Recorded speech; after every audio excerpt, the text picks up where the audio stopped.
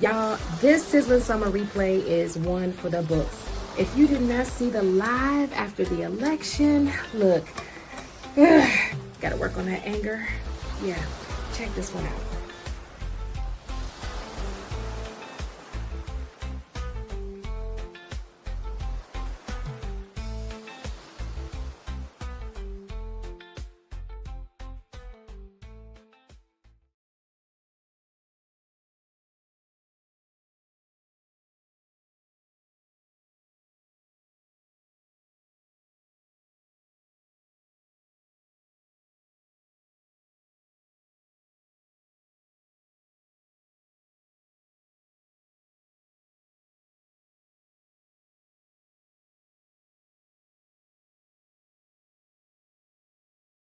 Man, hey, this conversation has already started. Y'all said happy nationalist. Like I got so that's a whole show for me.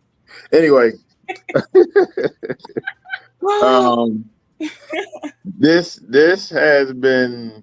I woke up shocked this morning. Like, um, I was expecting a different, you know, different situation. Um, but I had kind of called it. I said, no matter who wins, they're gonna win from a long shot.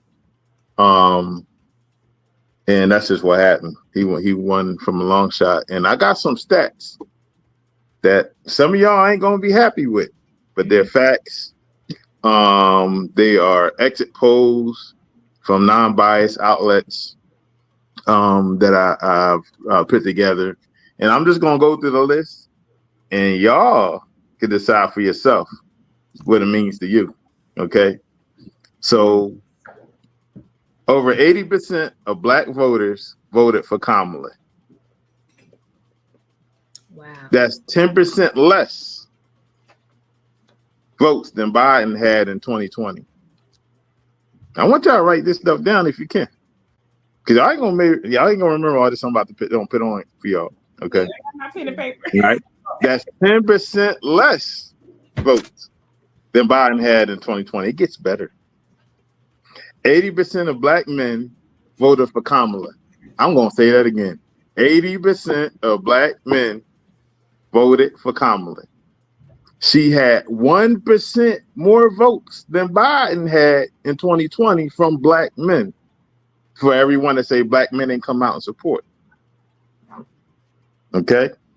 She had 1% more than Biden. So we showed up and showed out. Right. Mm-hmm. All right. 39% of white men voted for Kamala. That's 1% more than Biden had in 2020. 49% of white women voted for Kamala. That's 3% more than Biden had in 2020. Okay. Hold on. Where's my other one?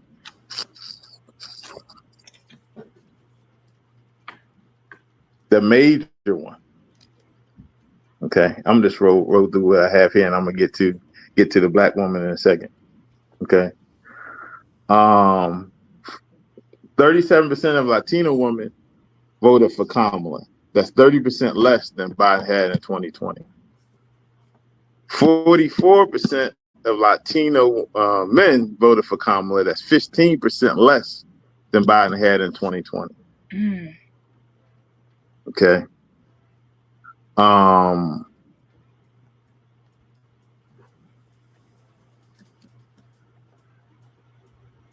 Okay. Now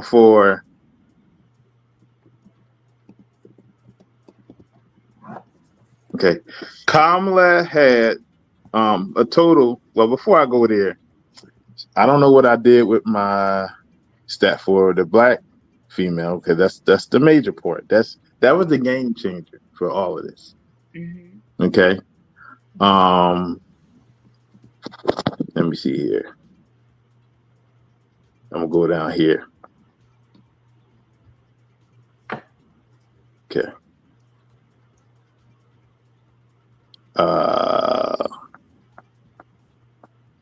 I wrote that in, but it didn't stick. Okay.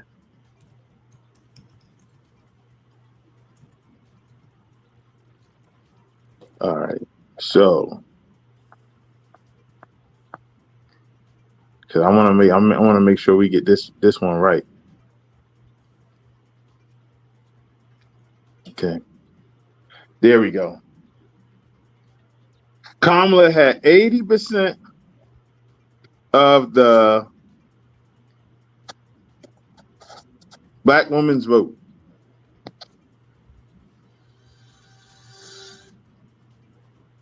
80%. Hold on, that's Conrad calling me. Oh, is he trying to? I'm gonna call him in 1 second though. But Biden had, she had 80% of the woman's black vote. Guess how much Biden had? 90%. 90. The woman by 10%, she had 10% less than Biden had. The black female didn't show up and show up. Wow. Yeah, I was very shocked by that number. Wow. Okay, and it goes on.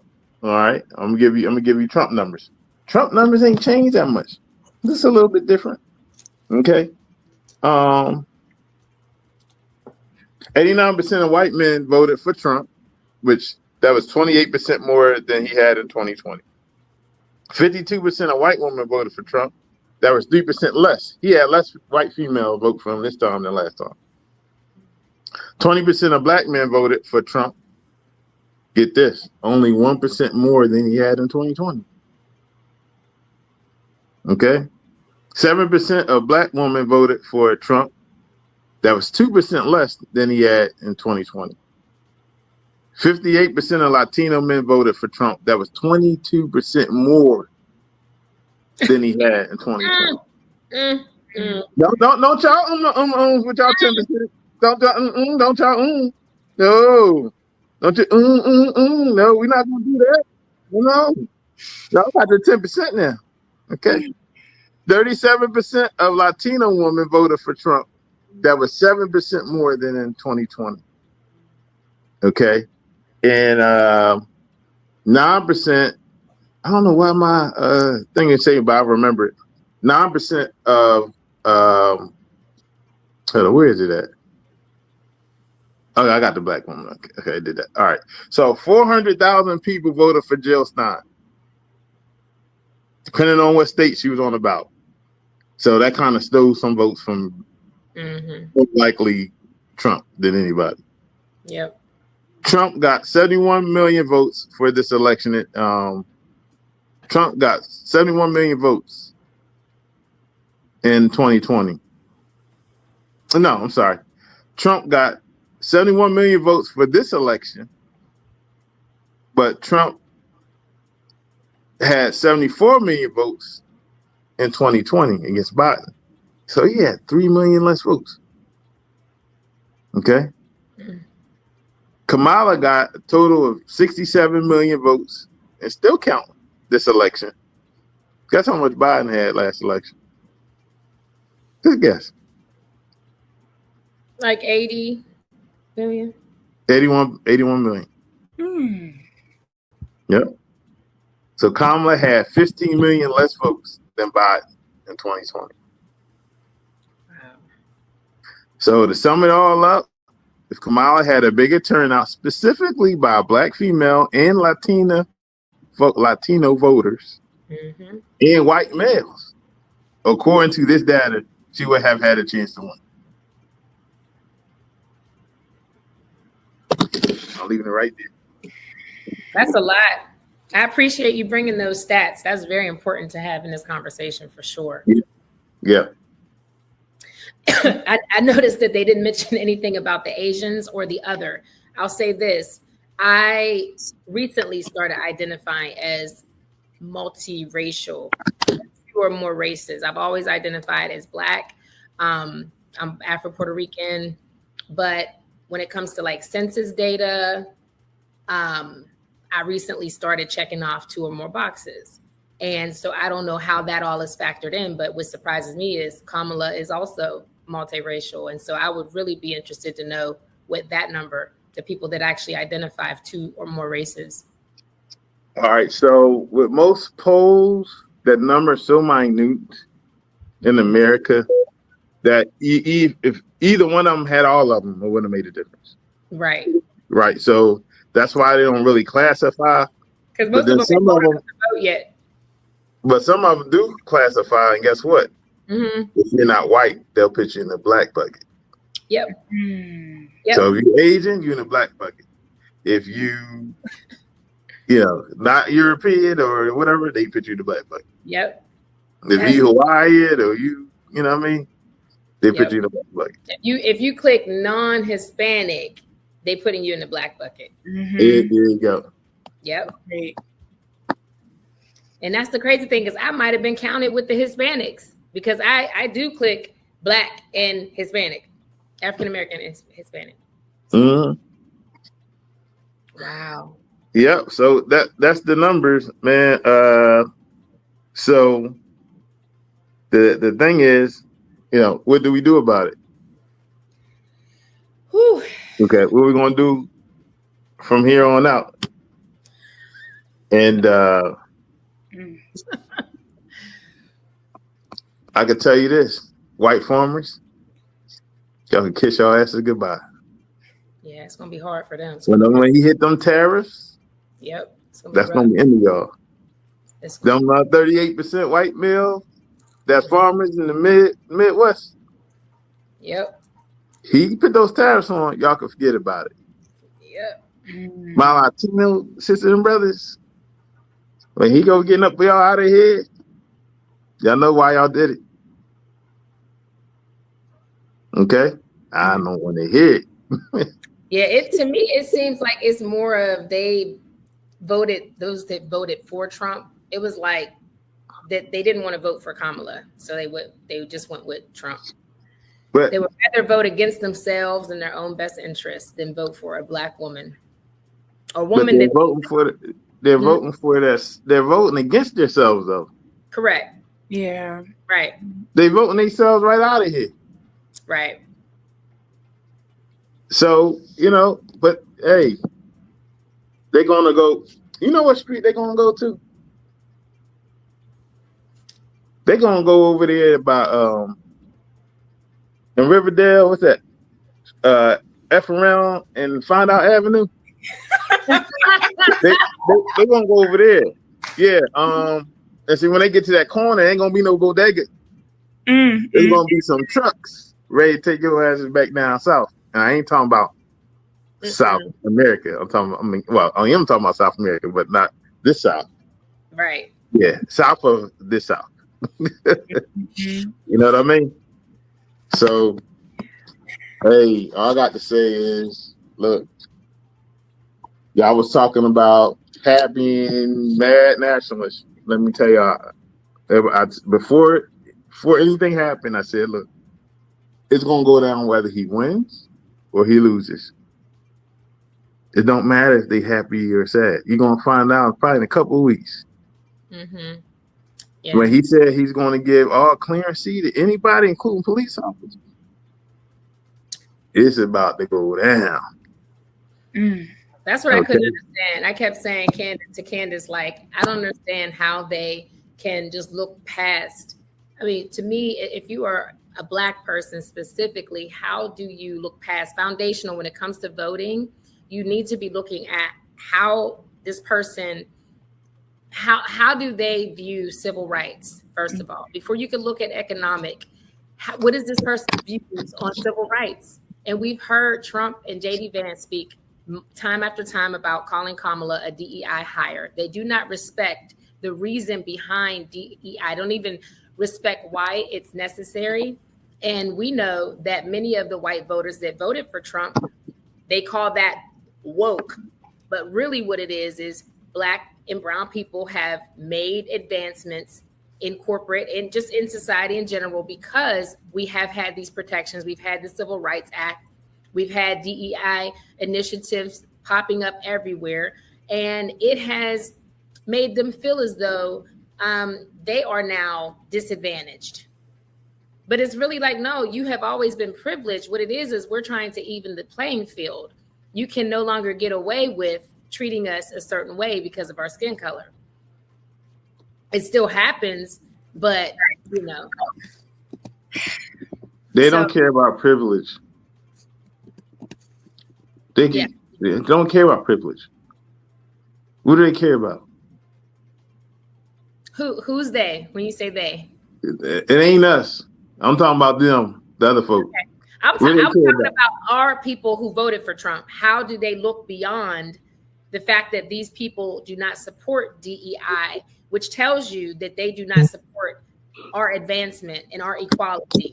Now that I know the numbers, the ones that supported or voted for him were the same ones that voted for him all the way, they've been Republican for a long time. They're probably in Republican offices, or these are family and friends of Republicans that's in office. Because that's the number is very small. I mean, and it's consistent. Is that self-hatred? Like, I mean, is that what that is? Because we know the one what was the one governor that was in North Carolina? I can't think of his name right now, but I mean, he literally, if you heard him speak, he actually said that he wanted to bring slavery back. A black man. No, he was a lieutenant governor. Okay, there you go. He's a weirdo. He's a perv. Yes. You know, he got caught with all kind of freaky dicky, you know what I mean, worse than football parties type stuff. Yep. You know what I'm saying? So, you know, they like the weird people. Manifest. I mean, in this country, it's not like he's super old. I mean, the man had to be born in the 60s. You were born during the civil rights movement. You were brought up when the civil rights movement was still in action, was just beginning. How do you form these opinions? How do you form these views? Y'all ever heard of Jesse Lee Peterson? I want y'all to write that name down, Jesse Lee Peterson. And I want y'all to YouTube Jesse Lee Peterson. And matter of fact, I want you to YouTube Jesse Lee Peterson. And what's my man from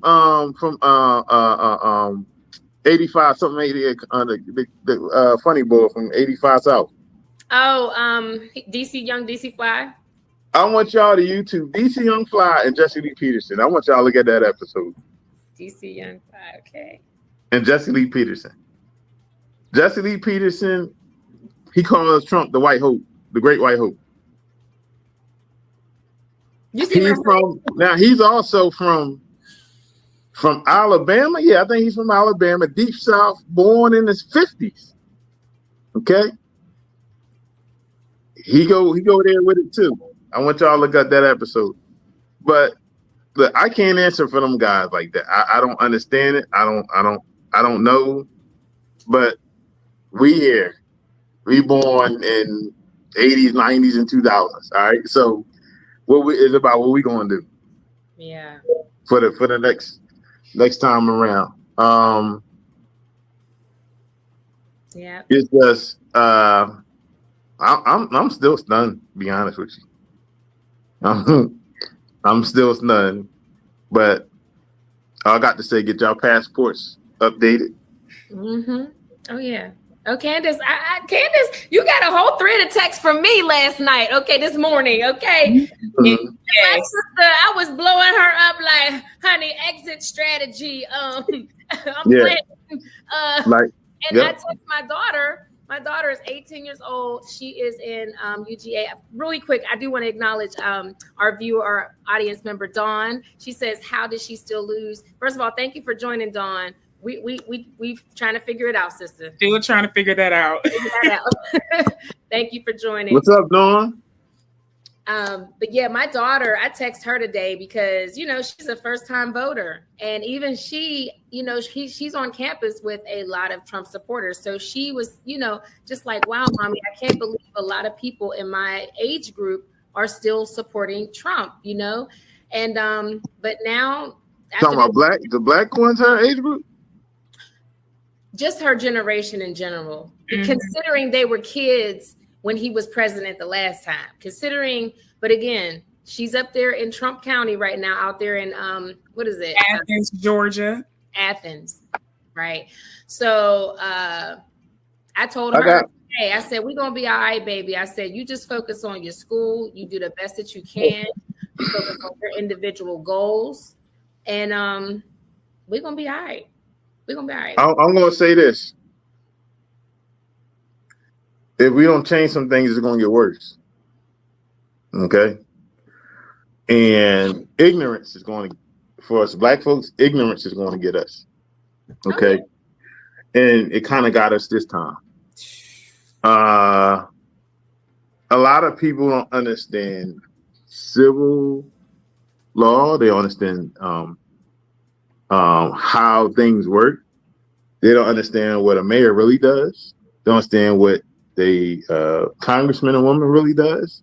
They don't even understand how this thing works. Okay. They took civil lessons out of school and all that kind of stuff, which I didn't think they did on purpose to blind us. Yeah. Okay. We don't make our children a part of this whole thing. Sometimes ever. Okay. We don't make them a part of this process. When local government is going in.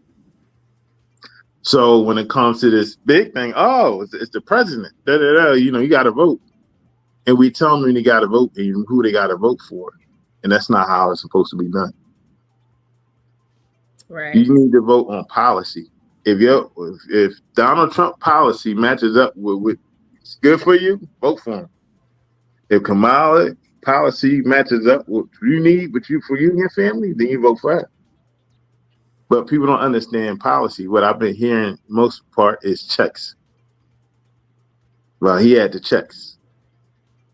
Yeah. For one, he ain't had no checks.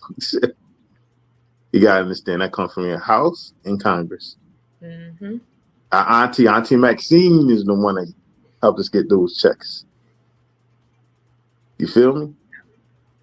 So we got to do better on educating ourselves, parents, and older people in the family, and then also educating these kids and these 15-year-olds that's about to come out, these 16-year-olds that's about to come out, so on and so forth. You start educating them to be a part of this right now, right? So they can understand how this thing works. That's what I was saying. I feel like for our community, our biggest area of opportunity is we don't value education. I was telling Candace, Black women are the most educated in the country. We are minority already, and then we're women, so that's like double minority, right? But then on Time out. You said the Black women are what in education? We are the most educated. We are the most educated demographic in this country. Yes, you are. Yes, right. You are. Right, and because most of that, educated. Right. And because of that, when you think about that dynamic, you think about the community. And I come from, not every Black woman comes from poverty, but I can speak from my lived experience. I grew up in the hood. I grew up on welfare in the projects. So I know what it means to be educated and be looked at as Uncle Tom. You want to be white. You think you better. But really, it's like, no, I'm trying to break a generational curse. I'm trying to pave a way so you can get up out of this hood, too. They don't see it that way. Right. That's our biggest problem, is that we as a culture, as a community, we don't value education. And education, for the longest, why do you think slaves weren't allowed to read? Okay, why do you think right now they're trying to do away with the Department of Education? Because if the Black woman, who is, let me just say, the most hated and disrespected demographic in the world, let's just be clear, most disrespected, most hated, most unprotected in the world, why would they want to see us be more educated and having these postdoctoral and grad degrees, and then they cannot compete with that? So now they're going to move the goalpost again. Now they're going to devalue our education. Now all the student loan debt that we've accumulated trying to climb the corporate ladder, and all of the knowledge that we've gained and all the resources still have value. They do still have value. That's why we have a Kamala Harris. It has value. She can break barriers and break glass ceilings. She's proven it. But when she does that, it becomes a threat. And we're not the majority, but we are a mighty few. We are a mighty few. And we are the movers and shakers. We are the pillars in the community. We are the ones that are trying to advance our community. But when we have people in the community that want to worry about Kamala's race Instead of seeing this sister as someone who did not choose her race, but she loves the Black community and she is trying to move us forward, why do you care if she's mixed or not? Because I'm mixed and I could be experiencing, I mean, I have experienced the same thing. Let me just be clear. And Candace, you know my story. And anybody following this platform, I speak about it all the time. As a mixed race woman in America, if you think the Black woman is the most hated, how about being hated by a Black woman? How about the Black woman being one of my biggest enemies in the corporate space? How about that? So if we want to be really real, it's probably a multiracial woman that is probably the most hated because we don't have an identity. It's like people don't respect us because where do you belong? Who do you belong to? But if we are saying that we belong to the Black community and we are claiming our Black community and we are pro-Black, because I've always been that and always will be, then what is the problem? Why not? If you will have a white ally who don't know the lived experience and you want that white ally to be on the front line with you, you want that white ally to stand up for you and be a voice for you, why would you discredit and demean and belittle and exclude someone from within your own community just because they look different than you or have a different DNA to you, but they have similar lived experience, if not more lived experience of what it's like to be Black and willing to put themselves on the line? I've been doing it. What did I tell you, Candace, after this election? What did I tell you? I said, I'm done with social. I'm being honest. I truly this morning feel like I'm ready to be done with social justice activism. I love my people, but I have done a lot and I'm tired. I'm truly tired. I don't get respect. My contributions are not recognized. And not that I do it for recognition, but if they were recognized, there'd be a coalition. There'd be more partnership.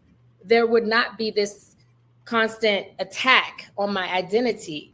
It would be more of a sisterhood, a partnership. Like I said, the coalition building and collective movement forward. That's our issue. That's one of our issues. That is a really valid point. It's like, how in the world, I mean, really, how can we expect to come together as one to put somebody in office and we can't even come together as a family to include ourselves, love ourselves, as we are. So I think that's a very, very valid point, Angee. I did want to bring up a comment that Dawn mentioned. She said, I'm confused that when Trump stated that white genes are good and immigrants' genes tend to be bad, how did America be okay with this mindset? That man said so much. He said so many foul, disrespectful, vile, just. All right, can I help y'all out, y'all? Can I help y'all out? Do y'all understand what this is about? I do. What is it about? What is it about? From my perspective, it's white supremacy, period. But what is white supremacy? White supremacy is, right now, they feel threatened because Black and brown people are procreating at higher rates than they are, and they have a low birth rate. And right now, we're also educated, and they are threatened. So right now, while they have the power that they have, they are going to maximize it. And who best to do it than somebody who is bold and blatantly ignorant? Right. It's about power. That's what it's about. It's about power. Mm-hmm. It has nothing to do with he say or don't say. It's about power. Like Roland Martin said, it's the browning of America. Yep. And these folk are scared to death. They are. Okay? They are scared because of the browning of America. Here's a stat. Did you know? He could have said whatever he wanted to say. No, go ahead. No, I was going to say, you were talking about stats earlier. Did you know this stat? Since the 2000 census, there has been a 287% increase in the mixed race. That's why I was saying all of those mixed babies right now, they're not old enough to vote. They might not even be old enough to vote come 4 years from now. But 8 years from now, the country is going to look more like me. And there might be a Kamala or somebody that's mixed might have an opportunity to get in the office then, because there will be more people more white women who have black children. You know, it's going to be, the country's going to look different, and they know that. So that is why they are trying to get ahead of that. They know them mixed babies pretty much are black. When they see a mixed child, they don't see a white kid, or they see a black kid. Why do they when they see a mixed kid, they see a black kid? Because of the melanin in their skin. No, they got no skin. Excuse me? Come on, y'all. Y'all better know y'all history. Well, I mean, we know our history, but I'm just saying. All right. So why is it if they look like they never wanted the mixing. They never wanted mixing. I mean, they were protesting about interracial marriages. It was illegal. It's illegal, but it's about the one drop rule. Right. Once you got some black blood in you, right, you black. Correct. That's why I keep telling these Hispanics and Latinos, listen, bro. You don't think you black? Try to marry one of them. See what happens. Your ancestors was try to get in the Trump family for real. See what happens. You gonna find out you black real quick. Yeah. I don't care how light you are. Listen, where do Hispanic women think they get them hips and them booties from? Exactly. Right. Period. See, I like Angee. I like Angee, Candace. I like Angee. Yeah, you heard me. I am a fighter. This is what I'm telling you. My sister knows. Like, I go hard for us. And this is crazy that in 2024, I am actually I've already made my mind up. I am changing my last name. I currently carry my grandfather's last name, Gonzalez, right? Carried it my whole life. My mom was married to my dad. So in my whole black family, I'm the only one that got the last name. And you know, my own cousins, blood and everything, same grandmama, same aunties, they treated me foul. Because is that your dad's last name? Yes. And my dad was half and half. His dad was straight from San Juan, Puerto Rico. And my grandmother was a black woman. So I'm not even half and half. Not half and half. So is your mom black or white or what? My mom's black. All right. So here's the deal though. Okay. Again, it's your last name. Do what you want to do. On paper, we so mixed up in America right now, black folks, that we're going through something in my family right now with this last name stuff, because they don't have their father's last name. You're gonna have children that don't have your father's last name. When they look down 10, 20 years ago, later, they thinking, oh well, her dad's last name was whatever you about to change it to, and then it's Gonzalez. You see what I'm saying? So, I'm like, look, I had this discussion with plenty of times, man, just for the sake of keeping things straight, which is another way on a low of breaking families down. We don't understand, we don't know it. Ask how many white folks got their mama's last name. It's a reason for it. When they do it for their last name, they do or they don't? They don't.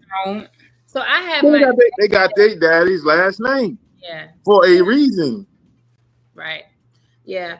Well, I mean, my thing is this. This is the interesting thing about my situation though. My dad, even though he was, Puerto Rican and black, if you saw him and talked to him, you would just see a light-skinned brother. He did not speak Spanish. My grandfather was a Rolling Stone, even though he was married to my grandmother and had 6 children by her. He did not teach them the Puerto Rican culture. So they grew up black. My grandmother was black. So where they from? Pittsburgh. No, I'm saying, what are they? What's their background? They ain't got no choice but to go black. Why do Puerto Ricans that they white? You can't grow up white unless you've been I'm not saying color-wise. I'm not saying as far as the way they look. I'm talking about culture. That's what I'm saying. Why do they think their culture is white? It's not that they think it's white. It's not. Listen, hear me out. Uh-huh. There's a difference between black culture and Puerto Rican culture. It is. Okay. And because And- I was raised in Black culture, when I'm around Puerto Ricans, I don't know their culture. Okay. So when they see me, I'm a fake Puerto Rican to them. And Where did you grow up at? Northview Heights in Pittsburgh, Pennsylvania. Listen, I done grew up in several hoods in Pittsburgh. I done grew up on the Hill, Northview Heights, Arlington Heights, actually. I've been up there. 3 different projects, okay? I am a hood chick reformed. Don't get it twisted, okay? I'm very familiar with Pittsburgh. I'm from Philly, and I got a lot of friends in Pittsburgh. I tell Candace all the time, God has done his thing with me, okay? Because I came up very rough. I didn't have a choice. But by the grace of God, I was able to persevere and turn it around. And this is why I'm so passionate about our community, because I'm like, yo, if I could do it, if I could make it out, you can too. You all. Right? But I wanted to say that Thomas, because of the cultural difference, my dad, and his siblings not knowing, the Puerto Rican culture and everything, we literally have identified as Black, but having that last name, people automatically assumed that we were Hispanic, and it's haunted me my whole life. So here's the thing. I'm going to keep my last name. I'm just going to make it my second name. I mean, it's going to be my second middle name to honor my father and my grandfather and my lineage, right? Because I love my dad and my granddad, right? But professionally, I am changing my name. So on paper, I will no longer be discriminated. My resume will Hold on. That's a whole other topic. Hold on. You said no, I'm only saying that. I'm saying that to prove a point today. Right now, I'm saying that in this country, why should I have to do? If I have to do that as a mixed race person, what is a Black person having to do because of their color of their skin? If I'm going through this as a mixed person, and Black people, we're not, come on now. That means that if you voting for Trump, how do you overlook the injustices? How do you overlook the barriers, the things that we have to do to get ahead? This is why I'm so passionate right now. But see, most of them ones, the Latinos that did vote, and you'll be happy to hear about this, right? That mostly wasn't like your New York Latinos or your Philly Latinos. This was more like Texas and and Phoenix and Florida and all of that. You know what I'm saying? Philly, Reading, all them, they hood. They are very much urban, Right. Definitely. So you know what I mean? So it's like don't like Jerome said, don't wish it was easier, just wish we were better. So what we got to do is, and I'm gonna implore you, because I know earlier in the show you said, "Look, I'm done." I said, and guess what? I don't want you to be done. You know why? Because we need you. Help us get better. Listen, we help need us get you. better. I need you and Candace, who are respected and seen as Black, to be allies for people like me. At Pretty Purposeful Events, event planning meets social impact. We plan, we host, we build community. Grounded in service, guided by values. From youth empowerment events to community outreach, we create spaces that bring people together with purpose. Let's create something purposeful together. Pretty Purposeful Events is based in Atlanta, Georgia, proudly serving nonprofit and community-based organizations nationwide. Virtual services available. For more information, visit us online at prettypurposefulevents.com. I'm not even Black. See? Who say you ain't even Black? I'm Caucasian. My great-grandfather's from Amsterdam. For real? Shit, my cousins got blonde hair and blue eyes. But see, in the Black community, but still, I mean, I do got that, but still, right? I get it, huh? But this is what I'm saying. We have to, and Candace, we did an episode on this last season. Allyship within families. What was it about? It was about the diversity that is growing in families, not just in the country, but within families. Families are becoming more diverse. So you're going to have a cousin over here who might be mixed. You're going to have a cousin over here who might be gay. You might have a cousin over here who might be adopted and they're white, or a cousin who's adopted and you're white and your cousin is Black. Right. To be that ally to bridge the gap and bridge the communication and just bridge the differences. But Angee, we need people, and we need you. I'm not respected by the Black women. I love my No, Black women, but no, Angee, you know how many other people may feel like you? Yeah. And then y'all could come together and bridge that gap. If you obviously feel like Kamala never voiced it during her campaign, but I assure you she feels like I do, because she's had to do it. She's had to deal with it publicly. People telling her she's not Black, she's this, she's that. We saw it, we witnessed it. Everybody, these are people that's blind. How you gonna look at that woman and say she ain't Black? I mean, they did white. That's like looking at Trump and saying he ain't white. But you know what? I'm going to say this. Before Kamala ran, me trying to tell somebody my experience was discounted every time. Oh, no, nobody don't look at you like you different, girl. You Black. Black men tell me I'm Black until we break up, and then I'm a mixed breed or I'm a mutt, okay? It's happened to me. Same thing with Black women. They won't say it to my face.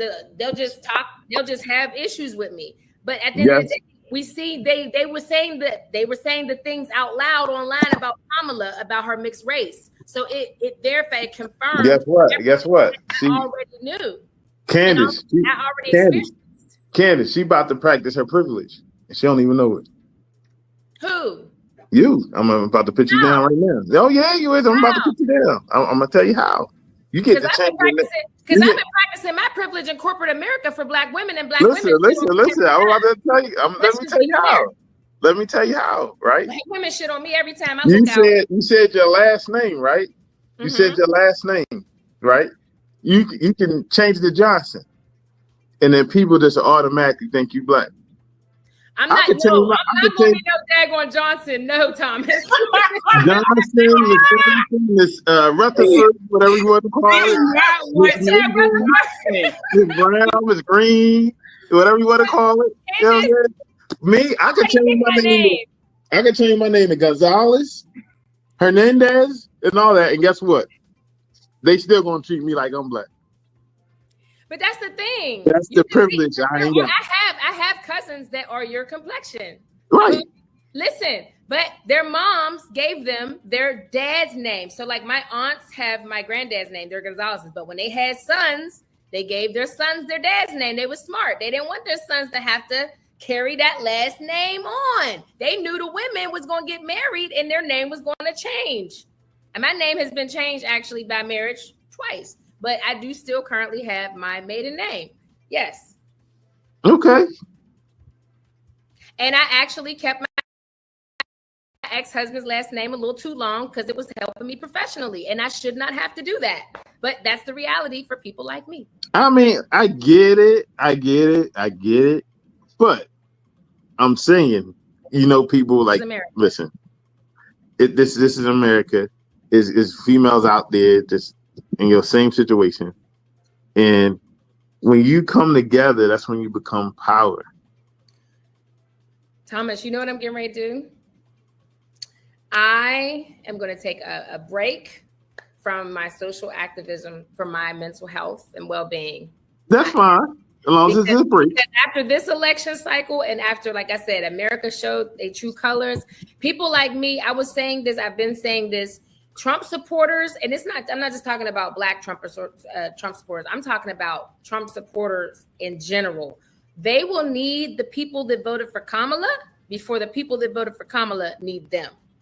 And I know this, and we should know that, because why? Think about the people, the things that, if you voted for Kamala, then that means that you align with her values. That means that you actually care about humanity. That means you actually have a heart. That means you actually are trying to do something better for society. If Trump's people do not align with those values, who are the people that they're going to be turning to when they are down and out, when things aren't going right, or when they need somebody, when they need a helping hand, when they need somebody to uplift their spirit? Who do they turn to? That's why I said I'm about to be very selfish for the first time in my life. And I'm going to actually not feel guilty. I'm not going to feel guilty at all. I'm not. I need to. Candace, Candace, I give her a couple of weeks. She's gonna feel guilty. Like,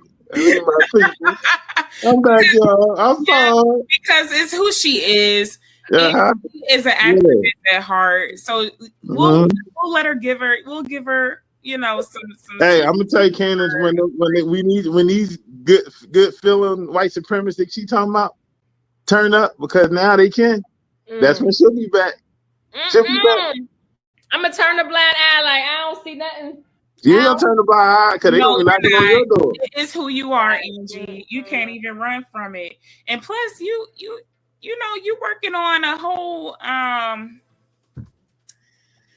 From our past conversations, you are building a community of like-minded individuals, especially women that have similar experiences as you. Well, not just my experiences, but I mean, I think people in general that need to overcome adverse situations, which is a lot of people, and be able to turn that around into something positive. That's been my mission, right. Is to use my lived experience to show people that you can still, you don't have to let your past define you. You know, you don't, like I said, I was written off many times, and even still recently, you don't let people define what you're going to do. You do what you know you called to do, and you know what you're capable of doing. Now, what I'm telling y'all right now, though, I might be in my feelings about this election, but I'm being real. I'm saying this on this platform. Y'all gonna be able to see this episode again and see me saying this. And hey, a month to a year from now, if I'm doing something with social justice, hey, call me out and say, hey, I'm glad you changed your mind. But for right now, I am serious. I'm taking a step back. Because, I mean, you might need it. And this country right now, under this leadership, this is not the momentum that we need and the type of effort that we need. We're going to need way more effort than we just needed to try to get Kamala in office. You see how much work that was. It felt like Obama. It felt like Obama all over again. Right. But the coming together that we had, right? Even with our non-Black counterparts, their allyship and involvement, right? We're going to need even more of that. So if we did. The numbers prove that we need more. In this right now, in this current climate in this country, then that means that we're going to need even way more to. We need the Gonzaleses and Hernandezes. I'm a Gonzalez, but I'm not that type of Gonzalez. I'm not no Hablo Espanol Gonzalez, okay? Yeah, but we need the Espanol Gonzaleses and the Cardi B's and all of them. Because those listen, and I'm not no offense, because let me just tell you, I do have some Hispanic allies. Let me just be clear. I do, by the grace of God, I have for the first time in my life encountered in my professional role 2 amazing Latina sisters that I don't know who they voted for, but based on their character, I'm pretty sure they voted for Kamala.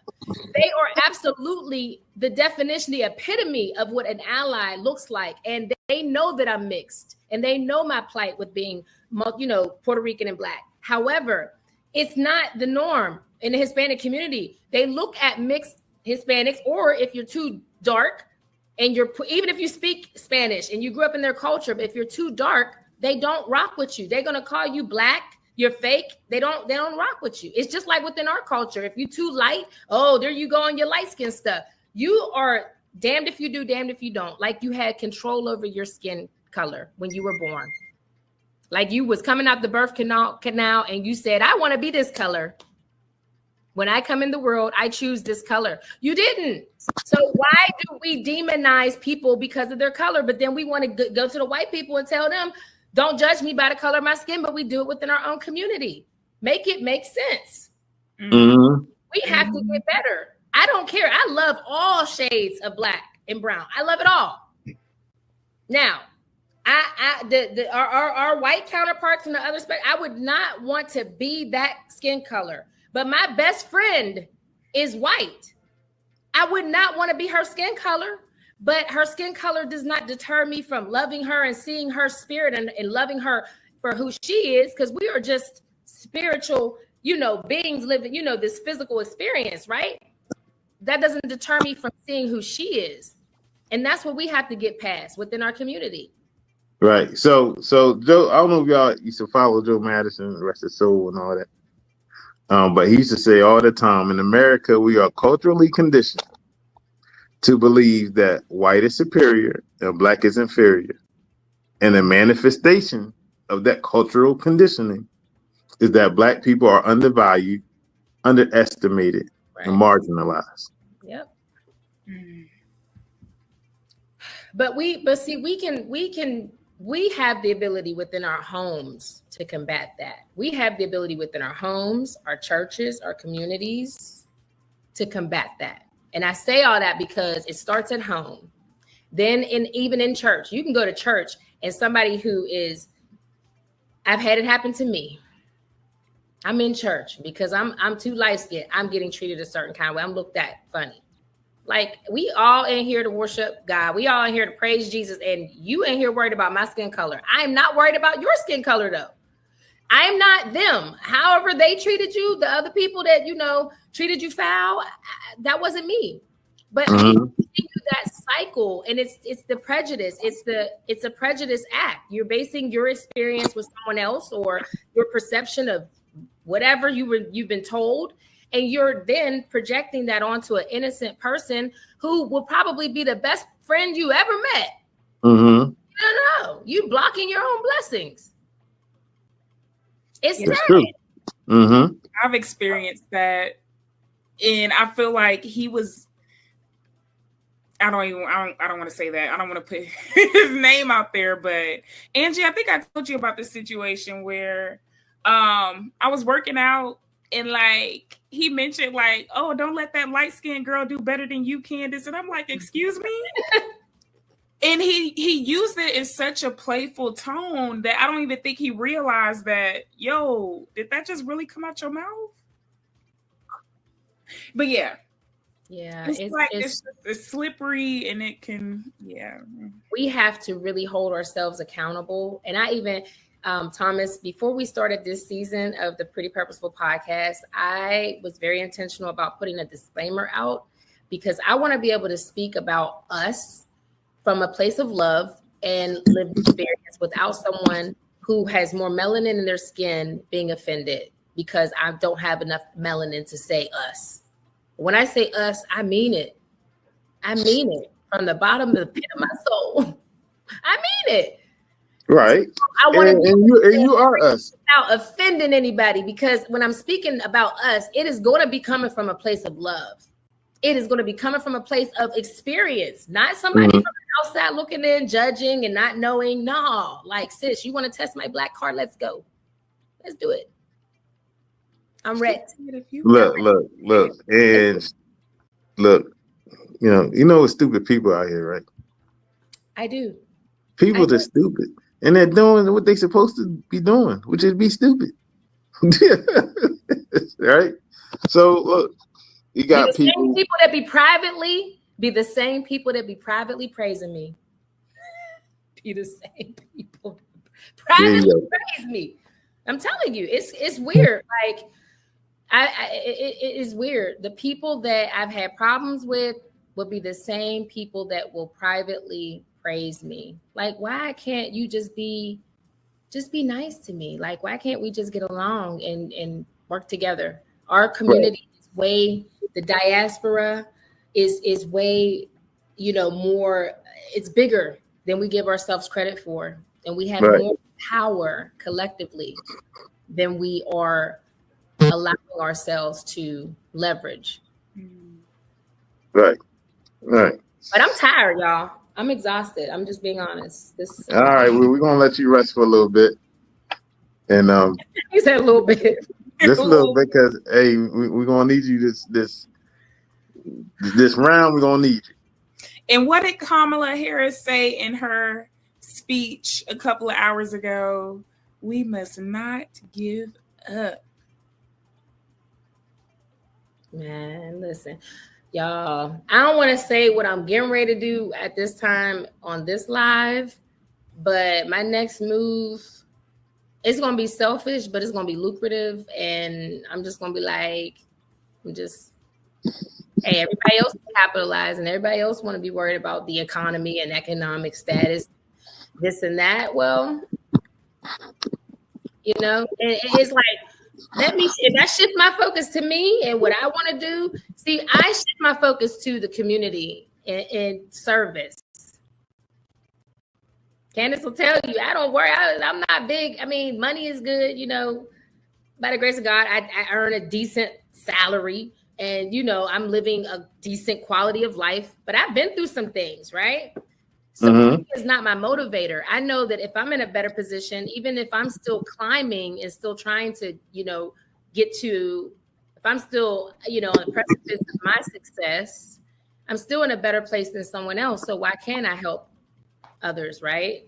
So that's just been, you know, that's just the way I operate. But that's what I'm saying now. After this, it's just, it's like, shoot. Let's call it what it is. It's a gut punch. Yep. It's a big gut punch, bro. You know what I'm saying? Like, but hey, I'm from Philly. We got Rocky, baby. You know what I'm saying? Yeah. Knock down and get back up. Let's do it. Hey, Adrian, let's go. Yeah. You know what I'm saying? So we gonna Adrian this day, and we're gonna get up. And then this next time it come up, we're gonna be better prepared as a whole. Right? Knowing what the numbers were this time and where they came from. Right? We got to come together, not just blacks. Because for real, even though with a little deduction with the black female, still as a whole, the black folks really did show up. They did. Okay. Yeah, I'm saying. We did. I'm proud. I am proud of us for that. I am. Yeah, I mean, so we have to welcome, we have to come together with. I'm just saying, all these daggone evil people is just celebrating right now. They just celebrating right now. That should be us. You know what the thing about it is? They wasn't even prepared. That's what my mama said. His side didn't even think he was going to win. I heard all they didn't even think he was going to win. They wasn't prepared. Was not even prepared. They didn't have a speech ready for him or anything because they thought Kamala was going to run away with it. Wow. Okay? They was like, there's no way that these folk going, and they actually did it twice. Wow. Unbelievable. So I have a ticker up right now. I don't know if we have any live audience members, but anybody that's watching, if you want to comment down below, what would you say directly to Trump supporters that are in your family or community about the impact of this election on your life? So I'm going to ask y'all, if you have any family or friends out there that you know voted for Trump, what would your message be to them today? I'm going to step it. I'm going to step it a step further from that. Because you know what they did? They actually voted. Kudos to them. What are you saying to your aunts, uncles, cousins, brothers, sisters that didn't vote? Yeah. I'm not worried about the ones that voted. They exercised their right. It wasn't for Kamala. I never tell nobody who to vote for. And you want to vote for Trump? Go ahead. If his policy direct to you, okay. My thing is to go out and vote, and not just go out and vote. Understand why you voted. But I'm going somewhere with this question. and what policy you running on? You know, I'm going somewhere with this question, right? Huh? Thomas, I'm going somewhere with this question. This is not, and I agree with you. Shout out to everybody that exercised their right to vote. That is amazing. Like, people shed blood and died for that freedom and that right. So that's amazing. But I'm really speaking to, because this is a real situation. You're going to, if you haven't encountered any family members today, you're going to encounter them. So if you had an opportunity, what would your message be to them? Would you ask questions? Would you want to know why? Would you? I would, and that's what I remind them of why that may not have, been a. I got one question for him. I would just ask why. I got one question. What policy did you like that he had? I'm sorry, I got 2 questions. Mhm. I'm sorry, 4 questions. Uh-oh. What policy did you like of his? What policy didn't you like of his? Most of them gonna be like, You mean the concepts? then I'll say, well, what policy Kamala ran on did you like? And what policy you didn't like that she ran on? They're gonna be like, that again is ignorance on fire. We expecting them to say, we ask them, they don't know. They have no idea. They have something that they heard Pookie and Ray Ray say at the barbershop. Waka. I'm disappointed in Waka. My neighbor, Candace, my neighbor actually used to be Waka's teacher. I got to ask her how she feels about him endorsing Trump. Well, I'm not disappointed in Waka unless I know why he voted. If he gives a Trump policy and he says, I align with that, kudos, Waka. At least he had a policy that he ran on. But how, as a black man in America, do you overlook the fact that police are about to have total immunity, and just because you're a celebrity does not make you exempt from getting pulled over, and does not make you exempt from being harassed or stereotyped or frisked and all that? Some of them don't believe that he'll do that. Oh, well, they're gonna find out. They're gonna Well, I find tell you out. what street they was going to, and it wasn't going to have a bodega.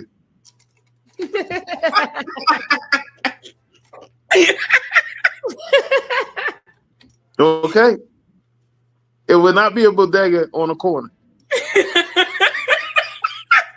Fuck around and fat. Okay, so they just gonna have to find out. Again, according to the numbers, this is the same group that voted before. For him. I just it makes me feel like I know that they say with different races, we're living in 2 different Americas. I mean, I know from our different points of views and our different needs and the things that we value. I get it. White people are not really seeking freedom because they've been free. Black people, we are truly seeking, most of us, if anything, we're trying to have a sense of equality. But I'm trying to understand, how does a black person or even a Hispanic, overlook the fact that we are still not treated as equals, and we need things such as the Civil Rights Act to ensure that we are protected? Because of, I'm gonna tell you again, ignorance, not knowing. Let me ask you this: do you know what's about to happen with the Supreme Court coming anywhere? Yes. There are going to be first of all, we would have had the opportunity to replace 2 seats, I believe, right? Nope. 3. Nope. What? 4. Now Trump gets to change how many? 4. No. 5. Oh. You know why? Because he already told Justice Thomas to get the fuck out. Oh, yeah, that is right. That is right. So excuse my French, y'all. I'm sorry. No, it's deep, because that is the Supreme Court. That is the highest court of the land. That is the court that you go to when you do not agree with the local level court. That is where you escalate. That's the last stop to change laws. Mm-hmm. Yep. This is how everybody gonna be at that street corner I'm telling you about. Mm-hmm. Because when that go down, that's it. So let me ask you this: have you thought about leaving, Thomas or Candace? Go ahead, Candace. Candace already know what. Go ahead, Candace. Candace, you're real quiet. We need to hear more from you. What's going on, sis? I would love to travel to other countries, but actually to permanently reside elsewhere.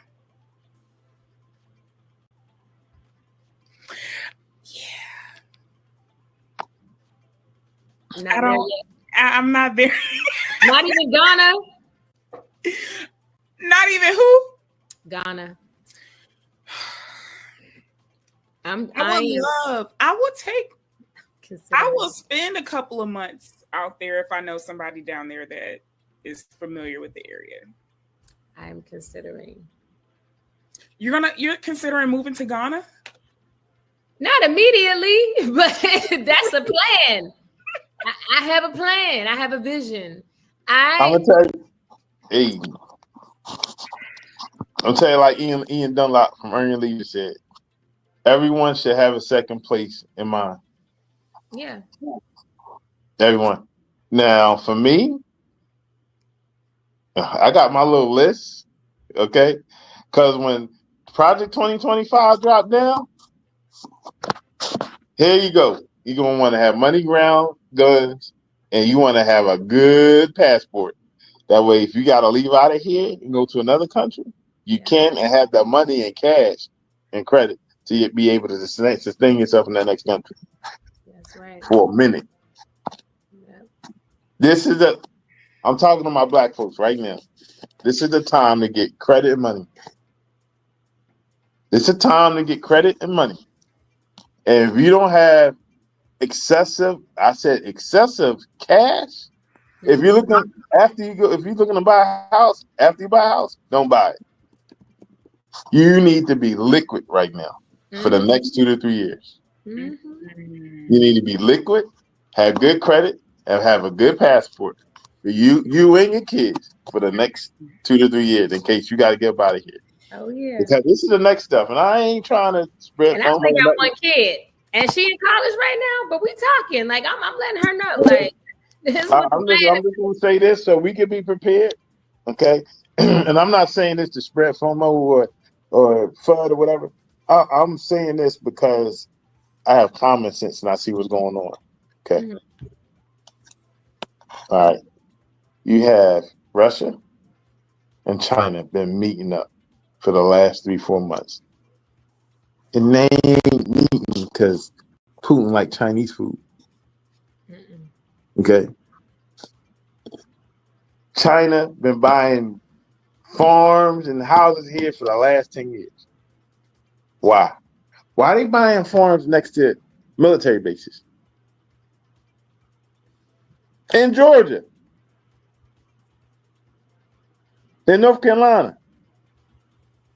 Oh, they getting ready to they got camps. I'm gonna say this. Okay.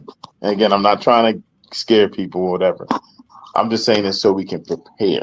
Mm-hmm. I personally believe we will have boots on the ground for the first time since the 1700s. Since when? The 1700s. Oh, I believe it too. Boots on the ground in America. Yeah. From where? China and Russia. And Russia gonna come in with China because Russia can't do it by itself. But China can do it all by itself. You know why? Mm-mm. You still there? Thomas? Hello? Did you freeze? Okay. I thought he was waiting on me to answer. I'm like, no, I don't know why.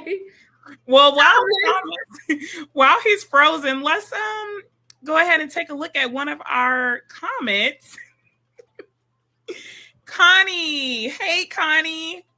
She said, not surprised. He is going to sabotage to get what he wants. Back. Can y'all see me? Yes. Yes. Welcome back. Back. But the reason why I say that is because, like I said, they've been buying all this stuff up. They're looking to put boots on the ground here, with or without Trump. Okay. Wow. If it was Kamala, it's gonna happen. We're 20-something years past due for a war anyway. And history always repeats itself, right? So yeah. Well, he's been provoking. I mean, he's been talking that language. It's like that's what he wants. And when you think about it, how listen, they've said if blood needs to be shed, they were talking about that when they were thinking he was going to lose this election, right? And if we are the minority, You Well, already hey, even the Biden campaign, really in July and August, they've been like really promoting joining the military. excuse me. See, see, these are all these different things I'm seeing that's adding up to this common sense stuff for me. They're promoting big time for people adding to the military, right? And then they got all this movement with China and Russia and all of them, right? And then Ukraine and Palestine, y'all done. Y'all can forget about it. He's going to cut that military stuff off immediately. Right. Ukraine getting no nothing, right? So Putin gonna do what Putin do. He's gonna get friendly with Trump. He called him today. He said congratulations, and he's gonna be the bridge between China and Trump.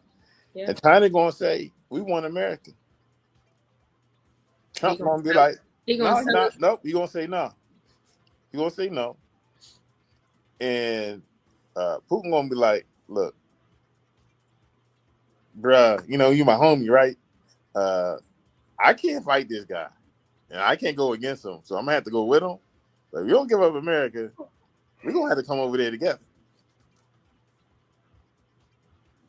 And that's how it's going to be. That's how it's gonna go. They're going to tag team us because and I can see how that can happen because one thing's for sure, Trump he thinks that Putin is his boy, but Putin is really playing like a fiddle. Yeah. And it's just so sad to even just know that because his confidence level, I mean, Putin's smarter than him. We all know that Putin has way more intelligence than Trump. Trump plays so he's a socialite. That's all Trump is. He's a socialist. I mean, he knows how to socialize with people. That's it. That is his strength. But see, this is what I think. If we do have what they call a civil war here,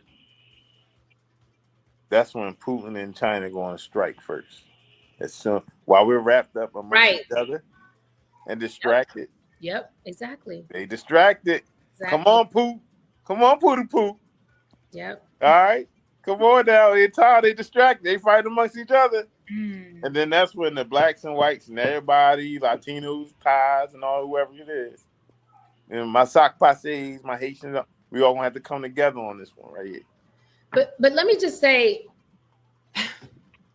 what they did in not just 2016, during the whole 4 years that he was in office, he normalized bullying.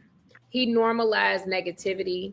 He normalized just talking out the side of his neck and made that normal. Okay. Now through this campaign, I mean, some of the last few words that he said about Kamala, not only did he call Puerto Ricans trash, he called Kamala trash. You called a black woman trash. Well, it was JD Vance that did or JD Vance. Yeah. On a global platform, you're disrespecting a woman. And my thing is, they basically given people a pass to be disrespectful to minorities, to women, especially women of color. So when we start to see nooses showing up at work, don't be surprised and don't think nothing crazy gonna be done about it either. Don't think they're gonna be and don't think that, because when he was in office before, do y'all not remember how many nooses were showing up? I remember there was a NASCAR driver. I can't remember who it was, but it was a NASCAR driver who they had a noose at the daggone racetrack. Like, bruh, he just trying to race be in a race, and he got worried about a daggone noose. But that was under Trump's leadership. So if they were doing that in 2016, and MAGA he's been campaigning for 9 years. He's had 9 years to rile up his people. And then after January 6th. So when we start seeing that type of disrespectful behavior and it being overlooked, don't be surprised. Do not be surprised. We're about to go into Christmas season, right? Those that believe in giving Christmas gifts, I need y'all to give a Christmas gift to your family member and loved one, a gun license. That's what I need y'all to give, a gun license for Christmas as a gift. Yeah, because we boycotting. Now, if they already got a gun license, Mm-hmm.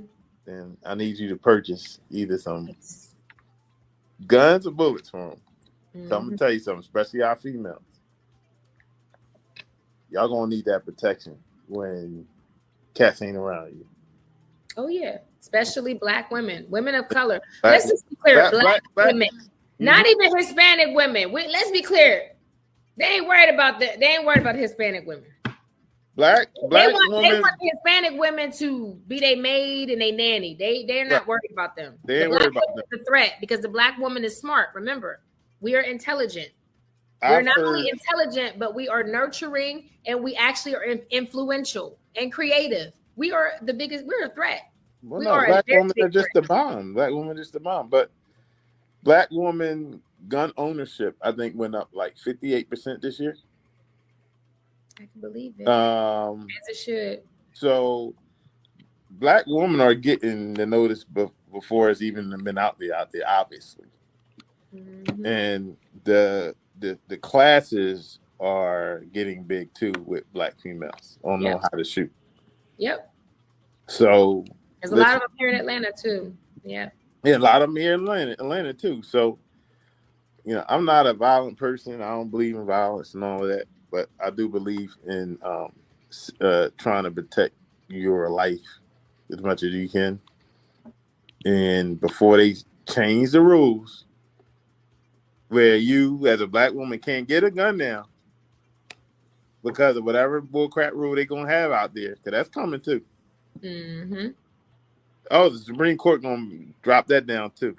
Oh, yeah. Where now you got to be a such and such to get a gun. Right. Okay. Mm-hmm.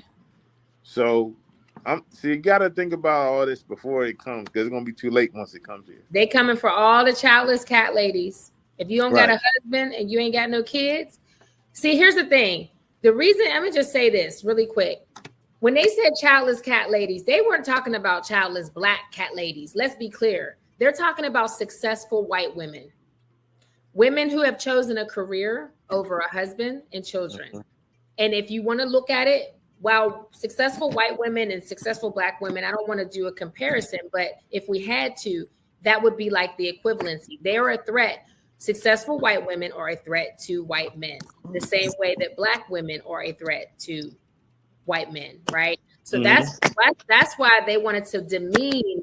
And hey, a successful white woman may not even own a cat, but they use that term to demean a single childless woman, to say that, hey, if you don't have any children and you're just focused on having a career, you're going to end up being that cat lady someday.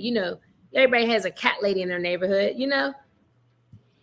and demeaning single successful white women. And those are the ones who voted for Kamala. Why? Because they educated. Mm-hmm. Ones who partner, a lot of them, and I'm not saying all of them, voted for her, but a lot of them did because they understand the threat. They understand that's the reason why they've chosen a career over being with those white, not all, let me just be clear, not all white men operate that way, but the ones that do with the you got 89% of the white male vote. That's almost all to me. Yeah. The white guys that y'all gonna see tomorrow walking down Publix or whatever place y'all at. Yep. 9 times out of 10 voted for Trump. Mm-hmm. So he aligns right with him. Yep. Not saying that, I'm not trying to put nothing out there. I'm just saying, like, it is what it is. We just got to do what we got to do.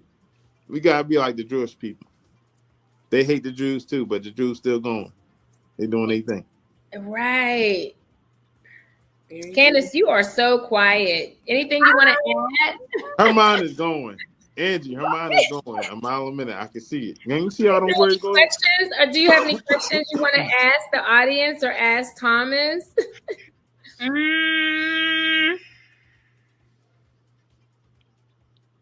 I think you all have touched on all the questions that I think we were even going to touch on. This has been a great conversation. It Did you has. ever, Thomas, did your were you able to get in touch with your friend to see if he was going to join? He had called me, and then I called him back, and I didn't get an answer. So he must be busy doing something. But we definitely gotta get a date and time for him because that's my cousin's husband. Oh, okay. And yeah. He's this is his thing, especially with the black and white talk, and he's DEI and the whole thing. You know what I'm saying? So, but Candace got a question. So, what do you think we should? What should be our marching orders from here on out? To love one another. I'm not about to go purchase a gun. That's not who I am. I don't even like the idea of having a gun in my house. So, in regards to the same thing, let me just say that I cannot say the same thing. I need to sign up for a class, is what I'm doing. Now, Angie, what was the question? What was that question I just asked? What are the marching orders? What are the marching orders? I ain't say ain't the marching orders. What is that? If you had to give marching orders, besides being kind, what would you say is our job now? I mean, not Angie. You mean as a collective or as individuals dealing with this reality? As a collective, Candace. As a collective. What are the marching orders? Yeah, what would you say our marching orders should be? What I said previously. Just love. Okay. All right. And pray. Love and pray. All right. Okay. Pray, love, support those who support you, and try to align with those who are aligned with you. I'm all about like-minded people. Like Thomas, it's my first time meeting you. I've enjoyed this discussion. This is what I'm talking about. Like getting together with people who get you, who are on the same mission, right? Mm-hmm. That's so important because it's a lot of people out here that are not being aligned with the right people. And I personally, at this point, that's why I say it's something I'm very big on, especially on this platform. I tell people all the time, you need to figure out what your values are and find the people who align with them. And you're going to be good. That's why Candace and I, like this partnership is so seamless because she understands the passion that I have for people and especially our people. Mm-hmm. Even though I'm taking a break and I don't know if I'm coming back. You coming back. Because it's who she is. That's why I'm like, okay, where my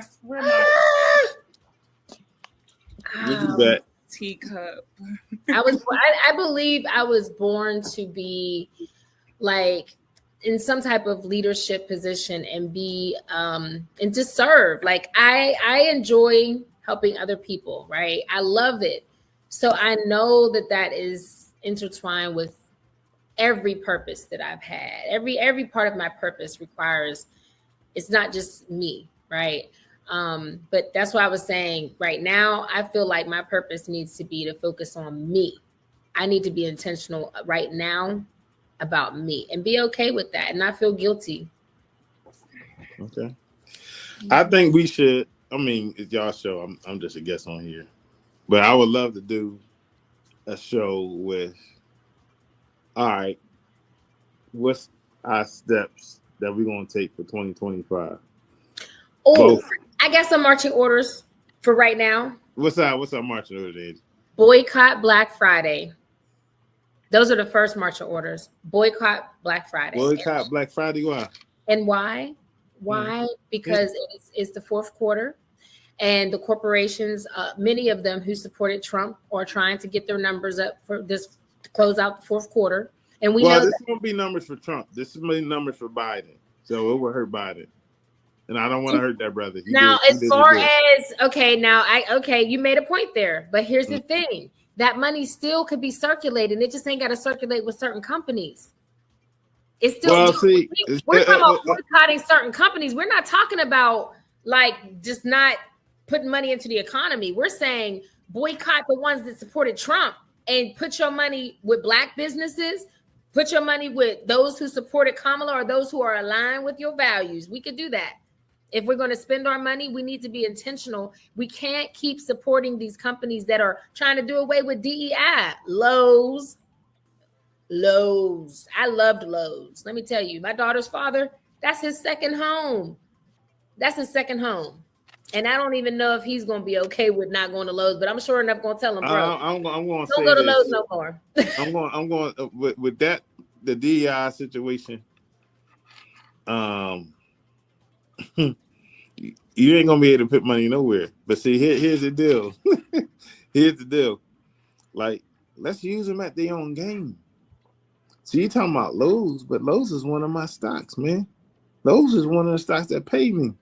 See? You see what I'm saying? So guess what? But that's for you though. That's an individual. No, it's not. It's not an individual. No, because what I spend my Are your stocks benefiting the entire Black community? Yes, because my let's be fair. That's a personal financial portfolio that belongs to you and your. I'm gonna say it's not. I'm gonna tell you why. See, once you got, they gotta know the game they playing. When I take money out of any of my stocks, let's say Lowe's, it comes to a Black home, and then goes from a Black home to Black businesses, because that's what I do. You feel me? Is invested in my community. They don't want that. Use them at their own game. I hear you. I hear you, but I personally, I'm not investing in a company that is openly leading the way to doing away with DEI. Because look, at Pretty Purposeful Events, event planning meets social impact. We plan, we host, we build community. Grounded in service, guided by values. From youth empowerment events to community outreach, we create spaces that bring people together with purpose. Let's create something purposeful together. Pretty Purposeful Events is based in Atlanta, Georgia, proudly serving nonprofit and community-based organizations nationwide. Virtual services available. For more information, visit us online at prettypurposefulevents.com. As big as they are, and because they're so open about what they're doing, other corporations and companies will. So are we gonna stop working? Are we gonna start giving them my time and money? What do you mean, Lowe's or any of those companies? Are we gonna stop? There's many corporations you can align with that are aligned with the same values. This is what I mean. Are we going to start giving them our time and money? Meaning that, are we gonna start working for them? That's a personal decision. No. Yes. Yes, no. It is. It's because a cultural thing now. Because it's still a personal you're giving them decision. the most important thing you got, which is your time. Listen, and we can't make everybody into entrepreneurs. Just because if you don't want to work for them, you can't just be jobless and depend on what? Welfare, unemployment? No, I'm not going to say, I would never encourage anybody to leave a company. Work for a Black company. I would never, but see, that's not guaranteed. Ooh. So that's not my goal. My goal is not to tell people to leave a company and not have a plan. I'm saying, I didn't say don't have a plan. I said leave the company with a plan. Because here's the thing, Thomas. If you think about it, let's think logically, right? Why not supporting Lowe's because of their decision is getting ahead of the impact. Why? Because if they do away with DEI, guess what's going to happen? People that work for Lowe's is going to start getting fired for bullshit, and they can't go, excuse my language, they can't go and be filing. It's the whole goal of doing away with DEI is so that the white counterparts who are complaining about DEI can continue to climb the ladder, continue to get better positions over people of color. People are going to get looked over for positions. People are going to get fired. But if we keep feeding the monster, the monster going to keep eating. Right. So that's you know what feeds the monster? What? Our time. You know how much money they make from us? It's not what they pay us. Right. It's about 3 times that. So whatever you get paid times about 3, that's how much you make for the company. You Right. made 50 grand times about 3. That's how much you made for the company. But anybody that's working for Lowe's that's not in a corporate position of leadership, I would not recommend that they just walk off the job. I'm not saying just walk off the job. But you know, a lot of those warehouse and those type of roles are going to be replaced. Messing around with Elon Musk, his technology is trying to, replace people with robots. Like I'd rather them stay at the job, get their stock, and put the money back in black folks' businesses. That's what I'd rather them do. Okay, and endure discrimination and bullying and. But you said they're staying at the job. No. I'm not saying that. I'm not saying. Okay, so here's what I'm saying. I would definitely recommend that they try to go to a company that does have DEI, but I would not recommend that they just leave without having that lined up. But I'm not. You're right, and I wouldn't suggest that. What I'm saying is, if you're going to stay, and some people you already know they're going to stay because they pay this, that, they them scared to death to leave. All right, be scared to death to leave. Stay there, get their stock. You work for them. Get their stock. Let them pay you without them knowing, because they don't think black folks are in that stuff, right? Oh, they know.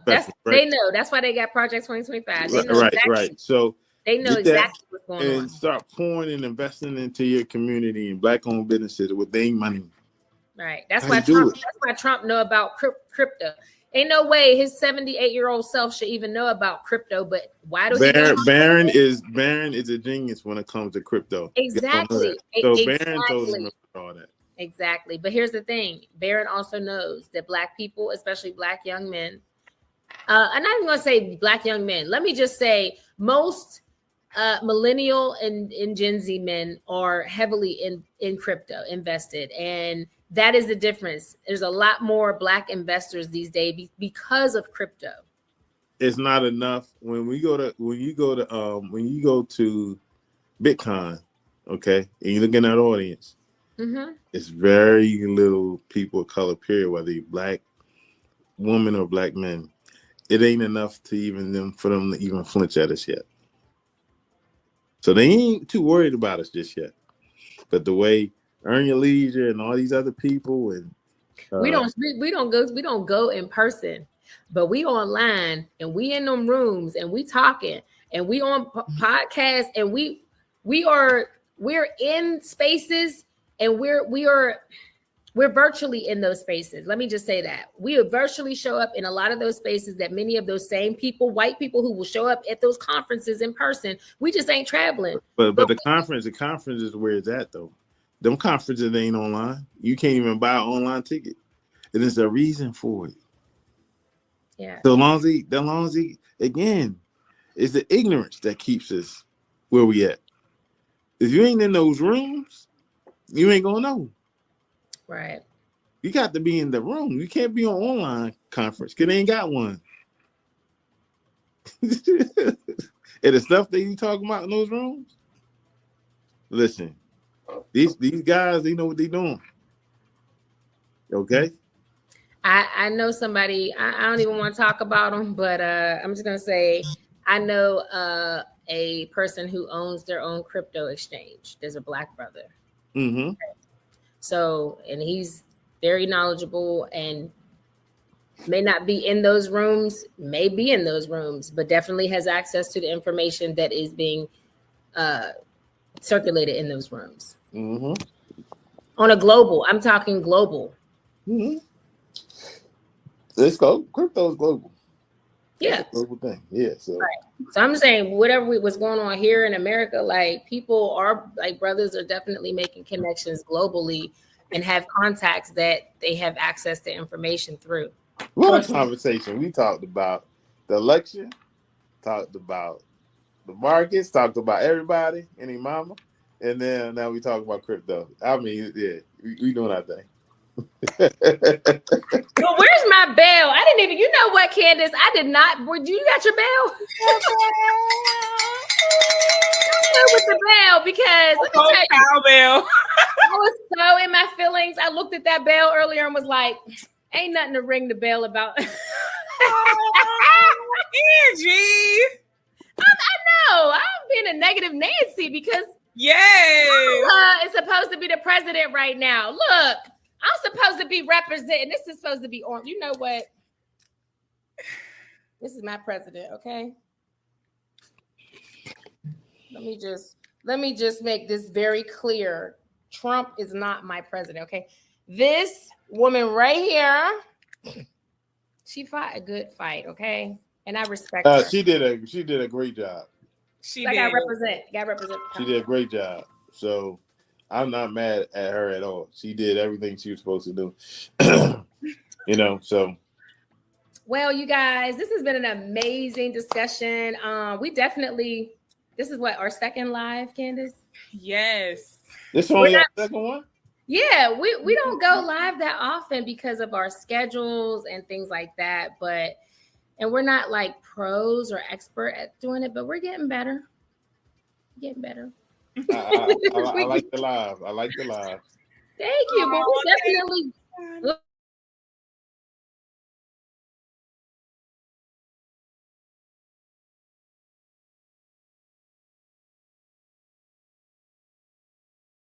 for joining us and for all of his contributions, amazing discussions and insights. Let's see. Our audience members who contributed and asked questions and gave comments, thank you so much. Also, just want to remind everyone that, during these times, it's really important that everybody is taking care of their mental health. I personally know I need to take me a little break away from some activities, just so that I can focus on myself. Okay. But I do love my community, and I am grateful that we came together and that we showed up and we showed out for Kamala Harris. So thanks, everyone. No matter where we stand or what you're feeling after today,